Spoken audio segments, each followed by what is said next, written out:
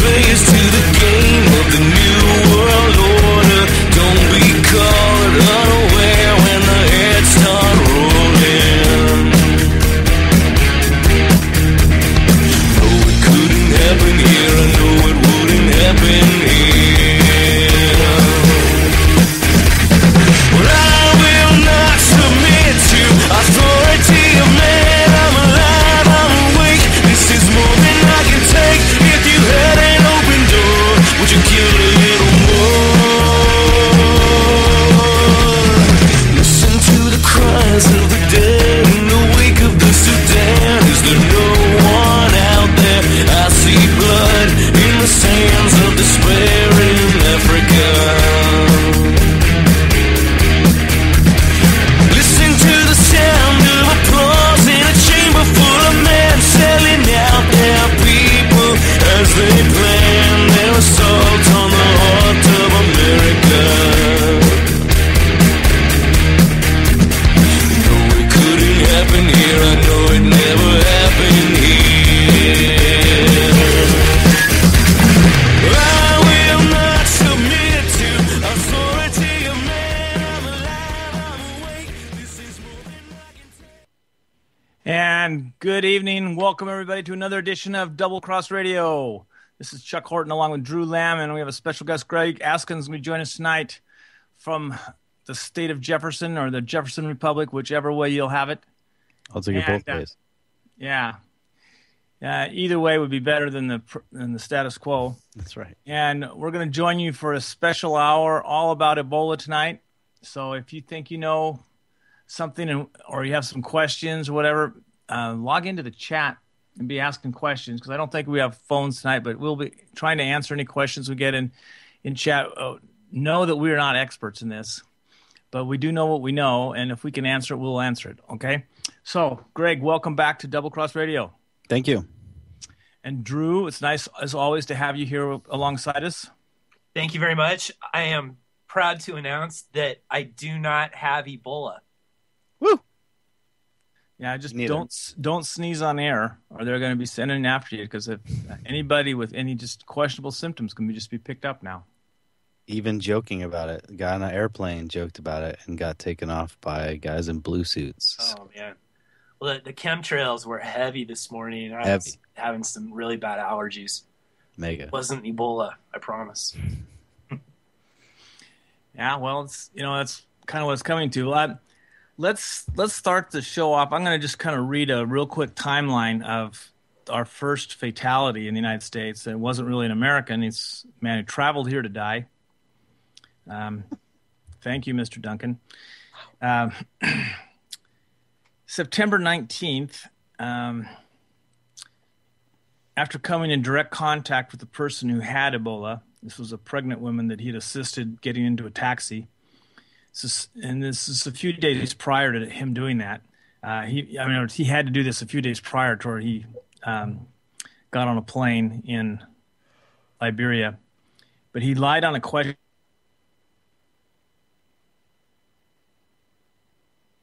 in place. And I don't know if this is just government thinking that, we don't really want to, this isn't really going to happen, we don't really want to do it, or they really think that everybody's always going to tell the truth, or if someone was desperate and wanted the chance for the best possible chance to live, wouldn't lie in order to get to the United States. I don't know what they're thinking, but he lied on the questionnaire about having come in contact with a person prior to boarding a plane that would eventually take him to Dallas via Belgium and Virginia.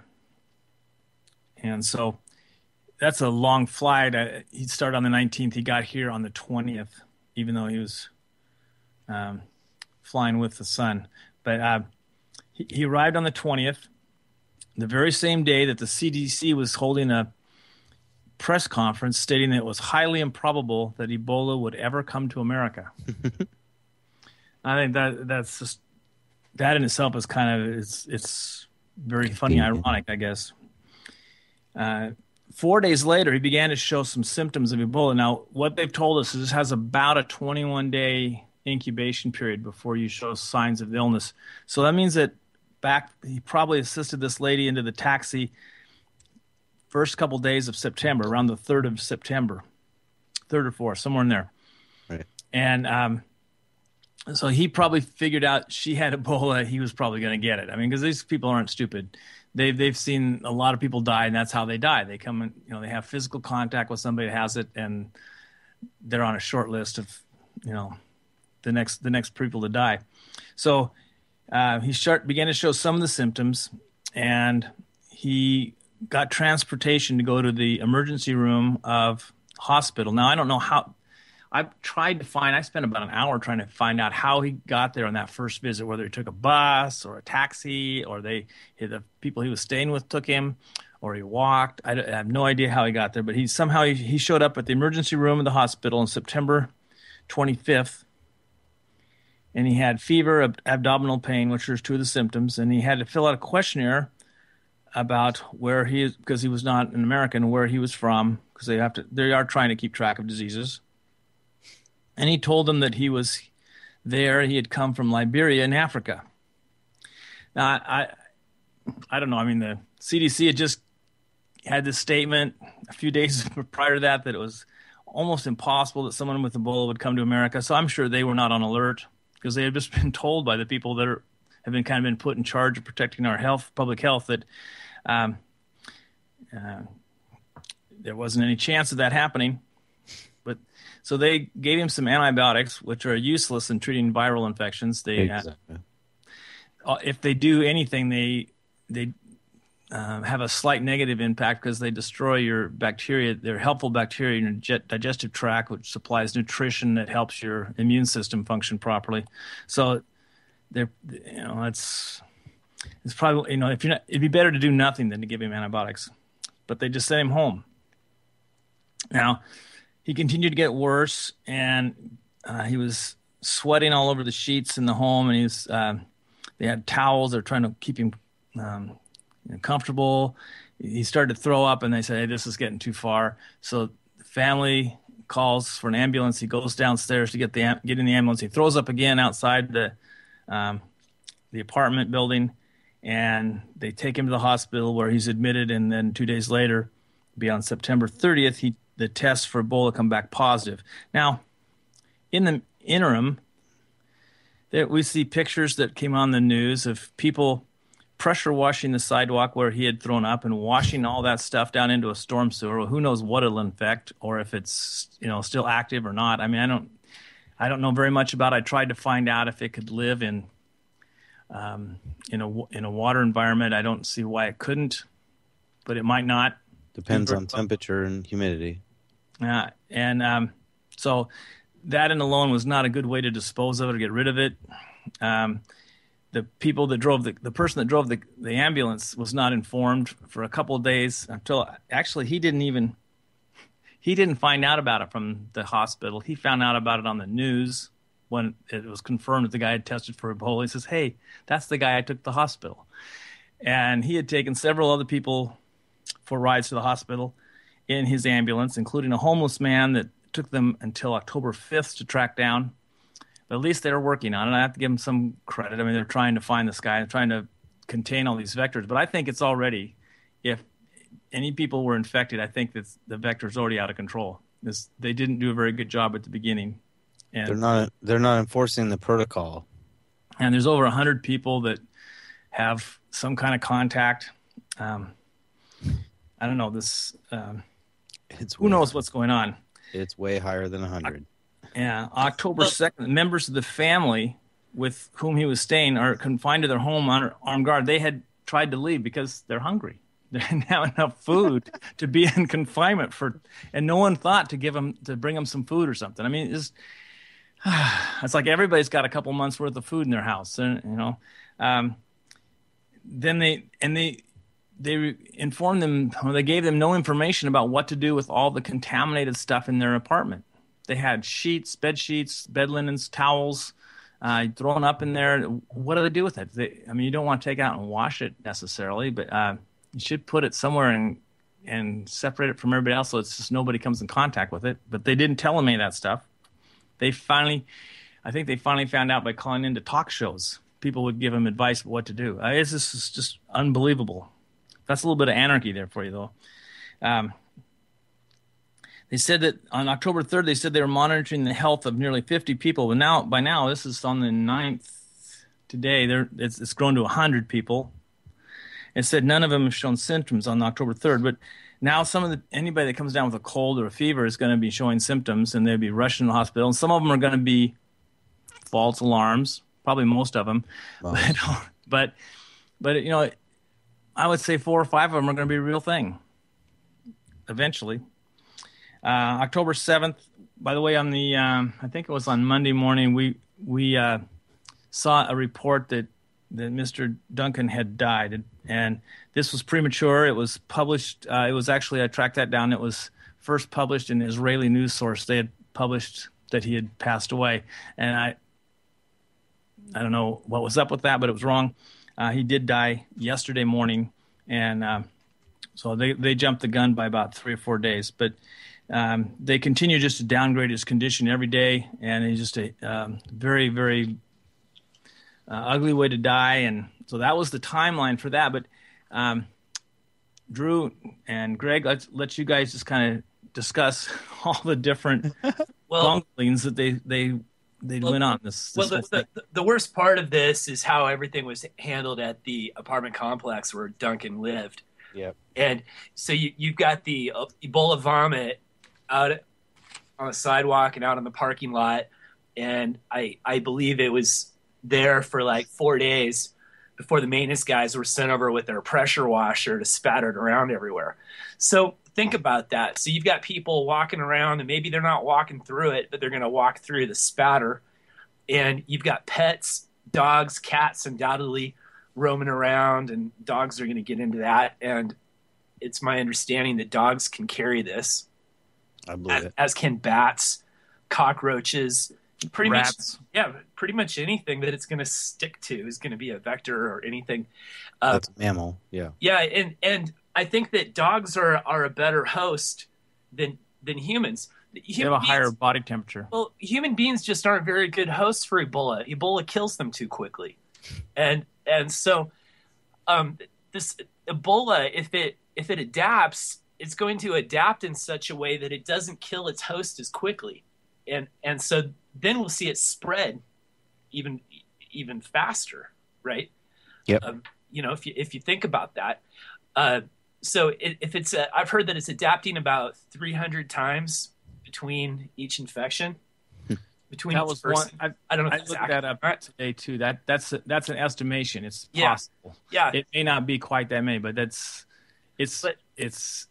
it's not good for the virus to kill the host too quickly, because then it can't replicate. It can't spread itself very well, and so it's going to have to adapt in such a way that it doesn't kill people that fast, and or it makes people melt quicker or start vomiting and bleeding and whatever. Right. It depends on your perspective. If you're looking for weaponized virus, this is pretty well optimum. You spread it fast, everyone dies, it's over. Yeah, and it could spread through sweat, so if you shake hands, if you touch a doorknob, touch a handrail, touch a countertop. Cough. Yep, cough. I think you just get a helicopter up there and you spray it like it's a crop. They've been doing it for a while. Why not? Yeah. If you're going into Jules is in there saying it was 300 times per person, and I think that's where I heard it first. And when the other research I did today, I said that was what they were estimating on their research. It was definitely way more than you would be able to ever have a vaccination for, because it changes so fast. Right. Another problem with this is that even if the Ebola doesn't kill you, the secondary infections that you get just might. Because it just ravages your tissues. So your body can't defend itself against infections from other things. So you might die from a respiratory infection instead. Or you may die from the treatment. I have a really strong suspicion that you're going to find out that, well, you may not ever find out. But I really suspect the guy in Dallas is dying from the treatment. The treatment they gave him is chemotherapy. Why would you give that to somebody who's already sick? They're just experimenting on him. Absolutely. on the sole basis that's the easiest to manufacture, simplest, least costly drug that they can come up with. But obviously that's not a good enough reason. Yeah. So the thing is with these secondary infections is that they might be treatable with antibiotics. But what happens when the antibiotics run out? And I don't think that's possible because it's a virus, and antibiotics just don't work against viruses. Right. The antibiotics aren't going to run out either. They have an unlimited supply, but they don't work anymore. I'm talking about the secondary infections. Right. Yeah. I get you. I really think that's what's going to be knocking people out. The MRSA and the H. pylori. There's all these sort of nasty bacteria that survive in the hospital. They're mostly hospital-acquired Well, yeah, my wife had surgery recently. She was having a fibroid removed from her uterus. Yep. And she instantly contracted pneumonia. I thought she was going to die. It's not funny. Those are dangerous places. Yeah. Oh, that's what happened to my grandmother. She fell down and broke her hip and went in the hospital to have it pinned and got pneumonia and died. The last time we've had a major outbreak here was SARS. It's been about 6 or 7 years ago, right? Yeah. SARS, the kid died of SARS, really was pneumonia. That's what killed him. And it was a hospital acquired. You know, it was really an after effect of the virus that had knocked him down. So, yeah, and I just think that doctors generally have the wrong approach. They want to fight fire with fire. In this case, they want to fight fire with atom bombs. It's just like completely insane from my perspective. So yeah. So what I've been doing is I've been putting together, a list of nutritional supplements and vitamins and things that I ought to be taking. I've been taking them, and then I've also been putting together a list of antibiotics that might be handy to have, because I think that we're going to see a rush on antibiotics, and we're going to see supplies run out, as these secondary infections run. It happened during SARS, so why not? I believe it. Yeah. So, since I'm a fish farmer, I've been looking at fish antibiotics, which are pretty much the same as human antibiotics, and there's a lab that produces high quality. So there's a few here that could be useful, and I'm not a doctor. Do your own research. I'm not responsible for this. Do your own research. This is based on my own research that I'm using for myself. There you go. Okay, maybe, but maybe I won't. We'll see. So there's fish mycin. And I don't know these names very well. I'm not a doctor. I don't speak Latin or whatever. So it's azithromycin, and there's amoxicillin, also known as fish mox. Yep. Get 250 milligram capsules. It's a generic for penicillin. Yeah, and then there's the amoxicillin, the Mox Forte that comes. You get that in 500 milligram capsules, and there's penicillin, fish pen. Mm-hmm. And fish pen forte. So you get those in 250 and 500 milligram capsules. And there's clindamycin, known as fish sin. And then there's bird antibiotics too. You've got bird sulfa and doxycycline. Doxycycline. Doxycycline. Yeah. Yeah. So this is a lot like tetracycline. It's a steroid. You got to be careful with those. Yeah, it'll make your pimples go away. Maybe. So anyway, so just food for thought there. You guys, we're not doctors. Do your own research. Okay, so I got a list for you that I've been working on. That's my herbs. And antivirals is what you want, not antibiotics, because this is a virus. And you want things that support your immune system but don't activate your immune system. There's a difference. Your immune system produces white blood cells when it's being attacked. And sometimes you need to generate those, and so that's done with things like echinacea and golden seal, but that's for a very short period of time, 2 to 4 weeks at the most. And so what I use and what I've stocked up on is things that are proven antiviral herbs. They're pretty basic, and most people have got them in their cabinet already. They just don't know what they're doing with them. So garlic is obviously something everybody's got. It's really basic. Oregano, specifically, though, the oregano oil. This is what I use. The oregano oil is very concentrated, like, 75, 95 times, something like that. Astragalus, or some people call it astragalus. Astragalus is what I call it, is extremely good. You can use it forever. It activates the T cells, and you cannot limit out on it. Like, unfortunately, things like echinacea and golden seal are good, but they are only good for about 2 to 4 weeks, maybe at the most, and then they start working against you. Things like Schizandra, everybody uses from China, is really common. Love it. Elderberry is really well known around here, and everybody should have some or should get some. And green tea. Come on, everybody has green tea. Yeah. Yeah, just make sure, check your source of your green tea. Yeah. I'm not talking Fukushima green tea. Yeah. I screwed up. I ordered a huge box of green tea, and I got it, and it's radioactive. And I'm like, oh, man, I forgot. Wow. I forgot. I wasn't paying attention to where it was. It'll be good in about 35, 40,000 years. Yeah, well, maybe 30. Depends on what it's contaminated. Yeah. It's all cesium. You're okay. Yeah, Hey, yeah, I want to take a second and read the stuff that Jules posted in the chat, because this is this is zeroing in on this. Samples taken from 78 infected individuals show that during the early outbreak, more than 300 genetic changes occurred as the virus moved from one person to another. Scientists say the virus is mutating about twice as fast in humans than it was in animal hosts such as fruit bats. And she went on, the mutations may be significant if they reduce the effectiveness of diagnostic tests and treatments currently being developed. I would say that's exactly the thing, is it you will not be able to have a vaccine against it if it mutates that fast. And that's not the right approach anyway. So, yeah, forget about it. So, and if anybody comes around and tries to make you take a shot for public health and for herd immunity and all that stuff, tell them they're full of crap. It's outdated. It won't work. Yeah. It's as good as a flu shot. That's from last year. What's that going to do? Yeah. Nothing. I think the people that are probably most at risk are going to be the people that have compromised immune systems, which may be people that have taken the flu shot this year. Yep. Or maybe have been vaccinated because the school district said they had to be in order to be admitted to school. Why it affects children the under youth. 17 primarily. Yep. Yeah.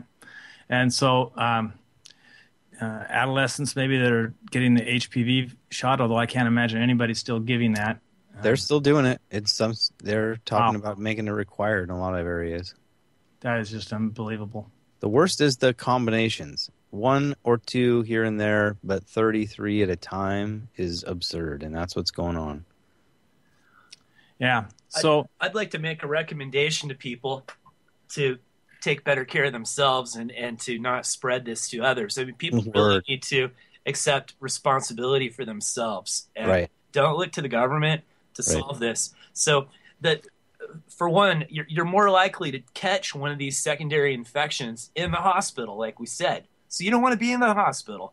So you need to get set up with some things so that if you get sick, you can quarantine yourself and maybe others that you might have contaminated. And you need to be prepared to suffer through this and take care of yourself, or have somebody take care of you, and maybe you guys are going to survive. And I was reading this article that my farmhand Laura sent me on drcircus.com. And have you heard of that, Greg? No, not. I'd never heard of it either. Anyways, this is about natural allopathic medicine. Okay. Something I hadn't heard of. I have a friend who's a naturopath, works over at Natural Grocers, and I didn't know that you could have natural allopathic medicine. So anyways, this article I'll post it in the chat. I've been sharing it around. It talks about how you can take care of yourself to better survive the Ebola and then to deal with the secondary infections. And just a little summary here. It says you need intravenous IV fluids to maintain fluids and electrolytes like sodium, potassium, and chloride, oxygen and devices that help with breathing, medications to control fever, help the blood clot, maintain blood pressure, and antibiotics for secondary infections of bacteria. and I'm going to say good nursing care, but I think Fuck. you know, uh, but there was Sorry. there's some other things in here that they said you could start taking because the Ebola, it's ravaging your tissues and it's feeding on things in your body, that it thrives on, and so It's a parasitic worm. yeah, and so this article recommends increasing the amount of selenium in your body, There you go. and also it recommends using magnesium chloride or magnesium oil. Yep. What's that all about, Greg? Yeah, magnesium oil is really neat because you can't overdose on it and cause yourself to, liquefy your bowels. Basically, that's what happens if you take magnesium orally, typically. So taking magnesium on your skin, basically direct, is able to go direct into your bloodstream, affect a very specific area, not necessarily your bowels first, as it would if you're drinking it. And so there's different kinds of magnesium. You'll see a chloride, oxide, glycinate. There's all these different buffers for magnesium because of it being a salt. It needs to be buffered for your body. And so, anyway, I like the citrate. I like it. I've used it before. It does kind of tingle on your skin at first, but it's really important for everything about your nervous system. So, in this case, the part that is activating here is the muscle tension that's coming along with these kind of viruses that tend to activate the muscles, causing a tension that eventually will basically suffocate you. That's what they're talking about. These kids that have paralysis is not so much that the muscle doesn't work; it's that it is locked. It's a lot more like lockjaw probably than it is like paralysis. That's not the right word. I'm sure they're on the wrong track. They generally describe things in the wrong way because they're always looking at the symptom and not the cause. So anyway, I have a different take, and that is mega dose vitamin C. I look back in history. I say, what have you used before that worked? And in the case of polio, which is where you see a parallel here, polio is an enterovirus. It's in the class C rather than class D, which is what this is in. But in the case of vitamin C, there is a proven history of it being effective against polio. A lot of people misattribute it to the vaccine, but it was no way it was possible the vaccine could have been effective in the cases that these guys were using. Especially, you look up Dr. Klenner. It was around the 1940s. This guy was really big on this. Of course, everybody knows from Oregon. Of course, we all are familiar with. I'm stalling because I forget his name, of course.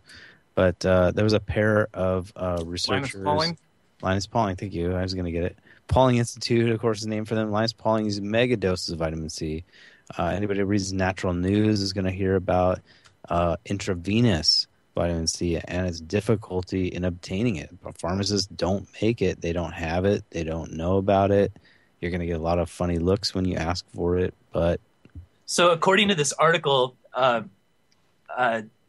somebody named Cathcart, 1981, introduced the concept of bowel tolerance to vitamin C, hypothesized that Ebola and the other acute viral hemorrhagic fevers may well require 500,000 milligrams of vitamin C daily. Yeah, but why not? It's water soluble. Yeah. Don't worry about overdosing on it. It's going to just pass right through you. Along it with needs a to lot be- of other stuff in your digestive tract. Yeah, it may not be fun, but guess what? The other option is chemotherapy. So that is exactly stupid in my book. I just don't understand why anyone would even consider using chemotherapy on somebody that's very, very, very sick. You see the results right there. Dallas, that's what happened. I think I might be taking about 1,000 milligrams of vitamin C. I better bump it up. 1,000, yeah. I don't know. I don't think I'm taking anywhere close to 500,000. No, I usually do 2,000. That's a daily. And then if you're sick, 20,000. I've done 100,000 before. I have this really neat form of it that's called lipospheric that is formed in a fat molecule. And it protects it through the stomach lining better, through the stomach acid, I guess. And the concept being it's it's soluble, but it's also really sensitive, and so stomach acid might be destroying a good portion of it. The other problem, of course, is that the ascorbic acid is really acidic, and so you don't want to change your body acid. You don't want to change your pH too dramatically, too fast, Right. or it can cause some other downsides. So should you buffer it with like sodium bicarbonate? Yeah, exactly. That's what most of them are buffered with. Yeah, you'll see it's called sodium ascorbate. That's basically what it is. Right. Yeah. Yeah, that's what I do. I usually mix up. I'm also gonna. I always like to pump pink Himalayan salt because it's salt is really important to making your stomach your first line of defense against all this stuff, and salt makes your stomach a very hostile environment for viruses, and it really helps protect your health. Since I started using pink Himalayan salt, I have not been sick. It makes a huge Period. difference. And Yeah. everybody at work's been sick at least 4 times during that time. Since I quit working with people who have kids in school, I stopped getting sick. That helps. Well, at least 2 of the people that I work with have kids in school, so and they infect everybody at work except for me. Yeah. Being on the retail front line, it puts you at huge risk for these sort of diseases because it's Yeah. traveling on the money. That's something nobody wants to talk about, is traveling on the point-to-point contact. Things like the countertops and the telephones and the work surfaces. These are the places that are the greatest risk. Doorknobs to some degree, we've seen this in the past. They could easily be fixing all this stuff by upgrading. Stainless steels is great, but you know what? Copper for viruses is about 60-70% more effective. If we could afford it, we would plate everything in gold. None of this stuff would be spreading around, Well, all the more reason to change currency and start trading with Exactly. silver coins. There and, you go. And think Go about back. you could clean them, you could wash them and sanitize them. I hesitate to do it with old ones, but sure. Yeah, so there's a lot of preventative things you can do that will increase your odds of not contracting it. Doesn't mean you won't, but Nope. it just gives you better odds. And then there's by fortifying your immune system through supplements, things that are known to help fight diseases in the way that Greg was prescribing here. I Hey, shouldn't don't probably use say the word it. Don't prescribe. say it. Don't say it. I wasn't prescribing. He wasn't prescribing. He was Describe. saying, yeah, Yes. There's a difference. describing. That's the difference between a This is lawsuit not medical and advice. not- This is not medical advice. This is Right. health advice. This is what's the word we use? Anecdotal. Yes, and You can't sue over we're anecdotal. not trying to be doctors. No, We're- not we're even trying- we're pretending. trying to give you This is information what I that's- do myself for a fact is, Yeah. and I forgot to mention before, olive leaf. Oh. If you don't know about it, you need to read about it. T cells are your major advantage when it comes to fighting a virus. Not chemotherapy, not antibiotics, because that is exactly the wrong way. So the right answer is activating the part of your body that kills viruses.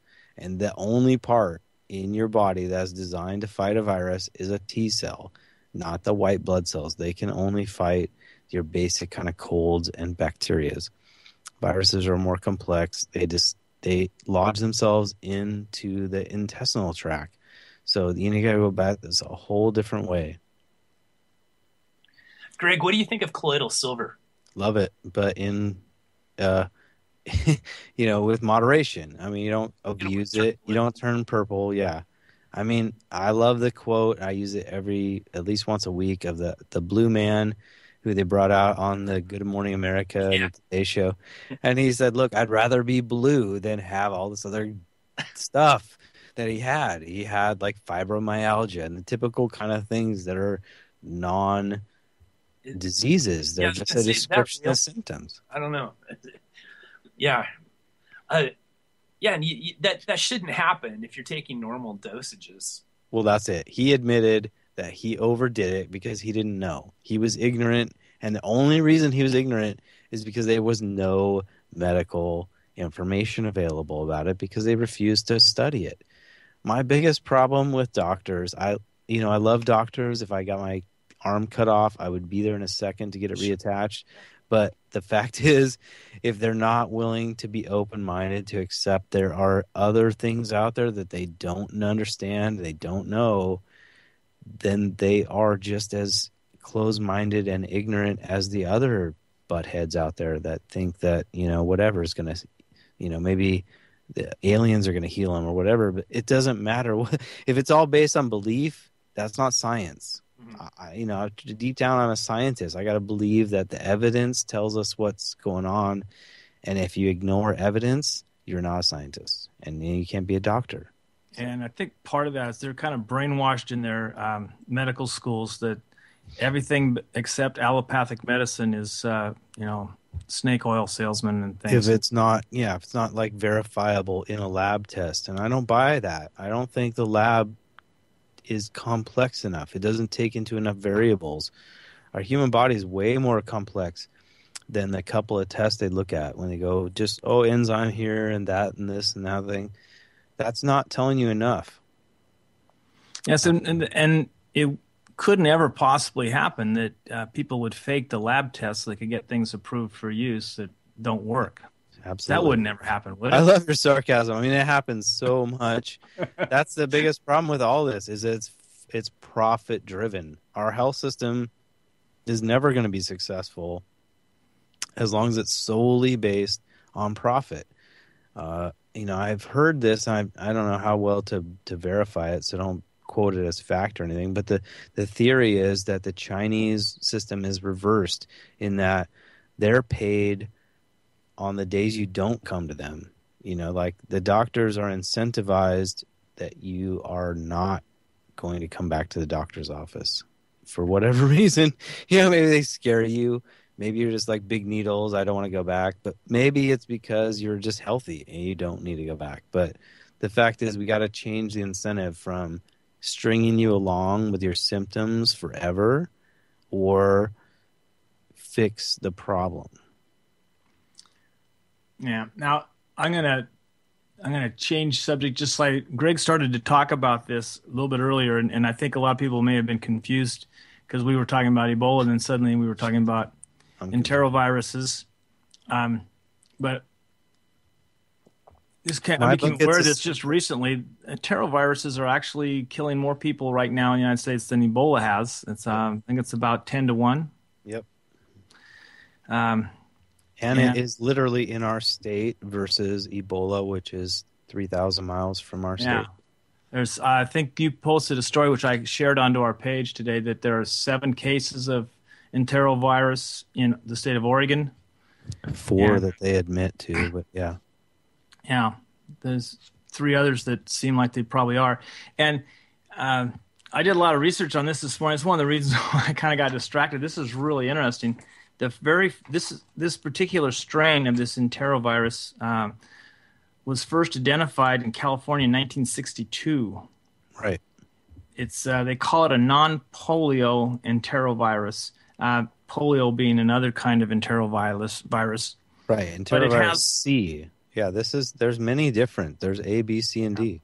This is enterovirus D68, and so anyway, I think. Partially, I'm just being the cynic that I am. I think partially the reason they emphasize the fact that it's non-polio is because it has all the symptoms of polio and a lot of the same problems associated with polio. People dying because their lungs the muscles that work your lungs become paralyzed and don't work anymore, and you suffocate, or you live in an iron lung or something, which is what used to happen to polio patients. Yeah, as I say, do they even have the iron lungs? They should crack them out because. And the other thing to qualify what you're saying, a lot of people are dying. I think we're talking 4, right? I think it's more than 4 now, but it's not very many. When we say a lot more, I think it's the polio. It's between 4 and 10. I don't know. It's hard to find information on because everybody's focused on Ebola. So you do your searches and you come up with Ebola stuff all the time. I know. I just don't want to be like thinking that we're causing a panic here. 4 out of how many people actually contacted this? 100, let's say. I don't know. Yeah. Now they say that this virus kind of occurs every in the late summer, early fall every year. It Yes. kind of hits. In And Chinese medicine, this is recognized. This is what they would call, the season change. There's all this transition from hot to cold, and it causes a change in the balance of your organs. It changes the balance of the viruses. And unfortunately, we're getting this stuff probably straight from China. This is coming across the airwave or across that airstream, straight across the ocean. Anyway, Yes. so And again, I'm pretty down on vaccinations. I don't have any proof of what I say. It's kind of I feel this should be checked out, though. People should be doing investigations on this. But I really think that the vaccinations that their kids get severely might be an emotional word. It impacts the immune systems in a negative way, and then it makes them less effective, and so that they may be more susceptible. So we find that the people that seem to have contracted this so far tend to be almost all our school-age children. Yep, under 17. Yeah, and the other ones that are getting it are maybe the older people, an older generation, people who are maybe getting advised by their doctors to take flu shots every year. And so their immune systems are maybe compromised a little bit also. And so they have a little bit harder time fighting it off or keeping their immune system isn't able to destroy it before it becomes a virulent host or virulent pest inside them. So anyway, that's I think they should do some more surveys and researches on this. I think that because there's so much money made from vaccinations, it probably isn't going to happen. But that would be my hope. Because I really do think that there's something to this. I know that I had a few vaccinations in my life. I know I had a rabies shot once. Not rabies shot, tetanus shot. It's all different now. I mean, it's not just about the shot. It's about what else is in the shot. I mean, one of the most dangerous things is the adjunctant, which is the preservative, which is mislabeled as mercury, but is called thimerosal. Yeah. And you'll see it on the labels for your flu shots and for your rabies shot and different things. It's primarily coming from the European manufacturers, but the point is that most people concentrate on the active ingredient, not the inactive ingredient. They're both going in your bloodstream, and they both are doing things. It's important to know what is going on. Yeah, and it's I think because the blood-brain barrier is stronger or is better in females, the young children, the males, young men or young boys are more apt to get it. In the older people, I'm not so sure that it's so discriminatory, but I know in the younger people it is. At least what I read. Yeah, today. It makes sense. And anyway, it's there seems to be a lot of I kept finding stories that were talking about the increases in autism, and I was down to 1 in 68 children. I've heard that it's maybe as many as 1 in 50, which would be 2% of those who are born. Yep, that's a huge number. And I know that we have a dog that recently got a rabies shot, and she's become an autistic dog, if you can imagine such a thing. I mean, she just doesn't like to be touched. She just flinches every time you try and pet her. She can see, but she doesn't really see the way you need to see in order to navigate your environment. She may be hallucinating. I had a customer the other night was autistic, obviously affected in some way by something. Described having seeing fairies and stuff. There's some crazy stuff going around for sure. So she'll run into a bush just headlong and then get caught in it because she didn't really realize it was there, or she'd just run through one in her imagination, or because her vision is kind of whacked. She's not getting the right signals in her brain at the right time or something. Is this the one with the brain tumor too, or no? Well, I don't think it's a brain tumor. I think it's autism. I think it's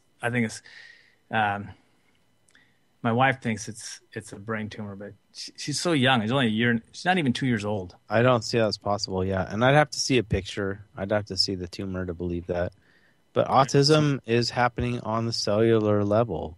It's happening by breaking down these connections between neurons and synapses. And all this started to happen after her rabies booster shot, which I found out later wasn't really necessary. We should have gone down and argued with the county. Right. I agree.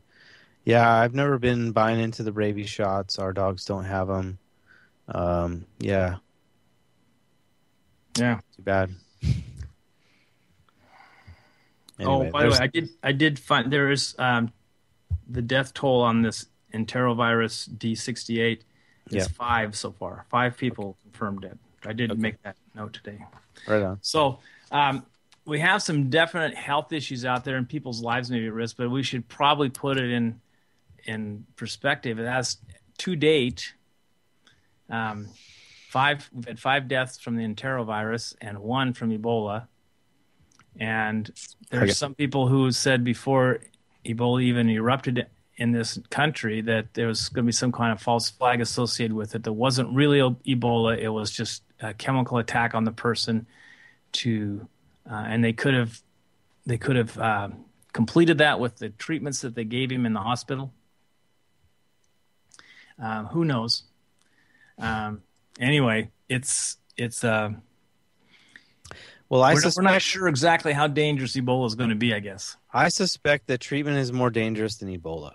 And definitely the people administering the treatment are definitely more dangerous than Ebola. Ebola is a mindless worm. It doesn't really care. The hospital people are driven by profit. They probably would be better off to make this succeed. I mean, honestly, from a profit standpoint, they would definitely be better if this treatment that they were administering was successful, but it's not. It's you can look it up. It's got a kind of crazy name, and I'll probably mispronounce it. It's something like brincidofovir. It's basically a chemotherapy, and if you know anything about chemotherapy, those drugs are all related to Monsanto at some degree because they have the patents on chemotherapy, and they destroy the body's ability to replicate DNA, and that's how they interrupt this process. Well, my problem is this really doesn't have anything to do with DNA, and you can see that this is the case here because about 80% of the people that have taken this treatment are dying, and I think they're dying because of the treatment. The treatment is making this whole situation worse in the same way that when they attack a cancer patient that's a day away from dying with chemotherapy, they extinguish their ability to fight it anymore. So anyway, all this stuff is going around the wrong way. The evidence is showing there's a connection actually with asthma, which is seems kind of strange, but this is a respiratory virus at its heart. Most people don't understand that because of the fact that it's showing up in this vomitus and other ways. That's in Africa. In America, it's going to act a little different. The environment affects it. The humidity, the temperature obviously affect it. Partly that's why it's mutating, partly because of the host. We're seeing more and more people that are not African are being affected. I mean, honestly, this is straight DNA. This is not about any kind of racism. This is just straight up statistics that the viruses can replicate at a rate that is about 150 times the human DNA rate, so we have no chance as long as it's able to keep replicating. But anyway, the point is it's working on a specifically T-cell route, which works on the immunoglobulin system, which they call the IG or IgE. You might see in your test if you get a blood test. IgM and IgE are the tests the results you'll see on a test.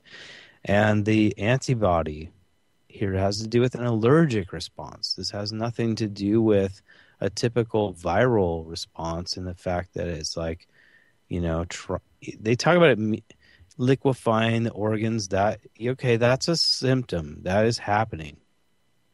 But the cause, how is it going about that, is actually working on the allergic symptoms, working on the allergic pathways.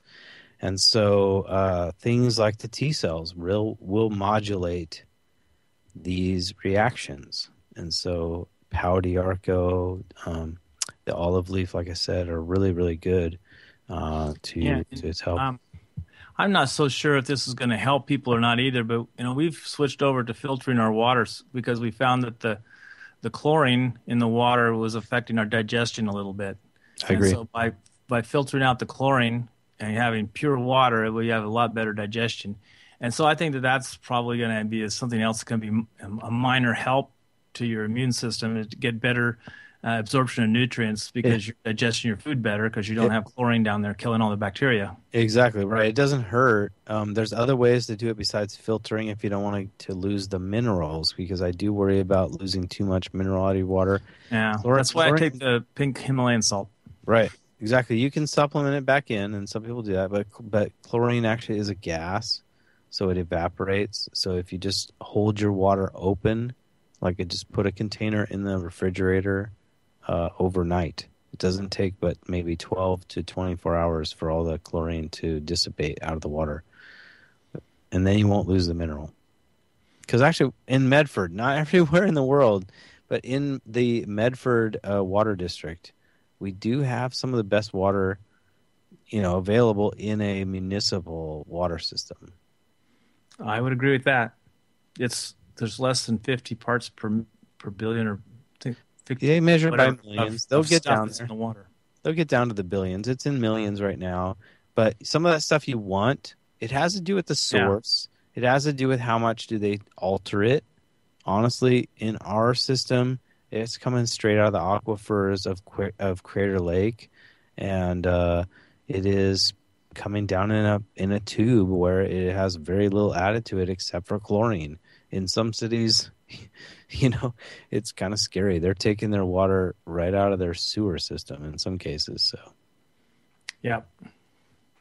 And I just want a couple of little facts I ran across today that, and I know that I don't know. I really suspect that Ebola is a biological weapon. There's the CDC, which I found out today. This is interesting. The CDC is kind of like the Federal Reserve. They're a quasi-federal agency. They're really a private corporation, and they kind of work at the pleasure of the government. It's so they don't. There's no. You can't go back and audit their records or ask for things and whatever, because they just say, well, those blow you off. Say, well, I'm sorry, that's private. Right. So they have that, but they do have 70 patents. And some of them deal with handling, how Ebola is handled, so it can be experimented on and this and that. But there's one that's been posted online that shows pretty unequivocally that it was an invented virus, that they combined strains of different viruses to make a real lethal strain, and that they patented it when they did it. So they own 70, and that's 70 patents on the Ebola virus, and I think it's a real virus. I'm not sure if the one that came to the United States was real or not. That Mr. Duncan, he could have been set up so they could instigate some kind of a medical tyranny on us. You sneeze in public and they take you to a FEMA camp, something like that. I don't know. At this point, he doesn't know or care either. Yeah. But the number of cases of the Ebola in Liberia are doubling every 15 to 20 days. Yeah, it's spreading like wildfire. By the end of this year, have over 1 million people will have died in Sierra Leone, and that's about 10% of their population. So if they had the same kind of outbreak in the United States, this is totally overwhelming their medical facilities. We had that kind of problem in the United States. We'd have like 35 million people dying. That's 10% of our population. And there's no way our medical system could accommodate 35 million people trying to get medical care. So you better take care of yourself. That's pretty much the Black Plague situation right there. When you overwhelm your system that is made to deal with processing bodies. I mean, it's kind of gruesome, but honestly, our facilities are maxed out right now. Try to add about 2 times the normal. You get the bring out your dead with the carts in the streets and everything. It's not unreasonable. Yeah, and there's a lot of I don't know. There's all those. this almost makes me feel like this was really planned. We have all these airtight coffins, plastic coffins that are Yeah. produced for for a long time. They had like hundreds of thousands of them stored in Georgia, just this military base in Georgia. Now they moved them some places. They put them on trains and moved them someplace. I don't know where they are, but what were those for? I mean, they were definitely more of those little coffins than people would die in a war. They were made for something, and somebody paid for them. Someone thought they were going to be needed. The story was always that they were to store some sort of weapon or something into, but yeah, it They're didn't seem tight very coffins. believable. Yeah, it didn't seem very believable. Yeah, in the desert, you want to bury. You know how they do it at the end of Iraqi freedom last time? They just buried a whole bunch of gear in the desert. I mean, it's almost believable, but yeah, I don't buy it. Drew got a bunch of those things, didn't he? I don't want to let too much on, but His are different. Yeah, mine are different. They were made by Boeing, and they're fiberglass, and they're not hermetically sealed. They were actually used for weapons guidance systems, and I use them for compost bins, worm bins, and black soldier flag compost bins, and things like that. They're quite a bit different. You know, the so-called FEMA coffins are actually, I think they're polyethylene. They're grave liners. So you know, if you go in, you know, to a cemetery, you know, and set up to have yourself or somebody else interred, you know, they give you options. They have kind of like, it's like a little mini crypt, you know, grave liner that your coffin goes into. You could have a plastic one, or you could have like a pimped out, I don't know, brass one or something like that. And so I think that's what those were. But why they would need so many? I mean, like if you drive over Siskiyou Boulevard in Medford, and over there, I can't remember the other street, but it's over at Bear Creek Park. But there's a little side street. If you get on that side street, they usually have a stack of those out there. They have the metal ones and some of the plastic ones stacked up. I think there's usually more of them out there in the wintertime because more people kick the bucket in winter and get the flu and stuff. like But you can see them sitting out there. I mean, they're pretty common, you know, to use. But why the government was stockpiling so many of them, and it could be a really efficient way to bury a lot of people at once, because you wouldn't put a coffin in them. You'd stack up like maybe 6 people, you know, and stuff them in there.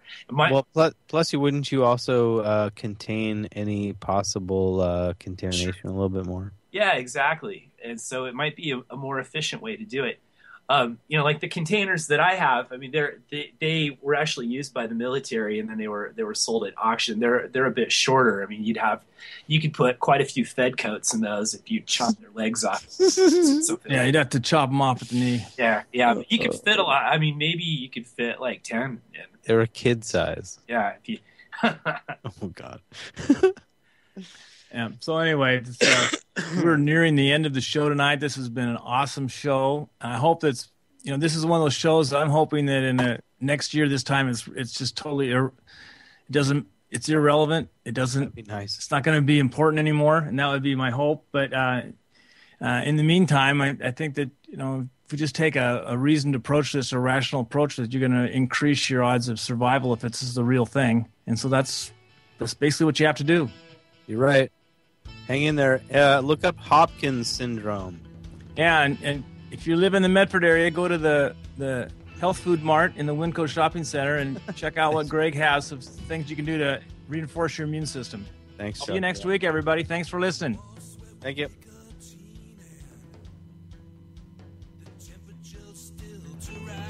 So one more time.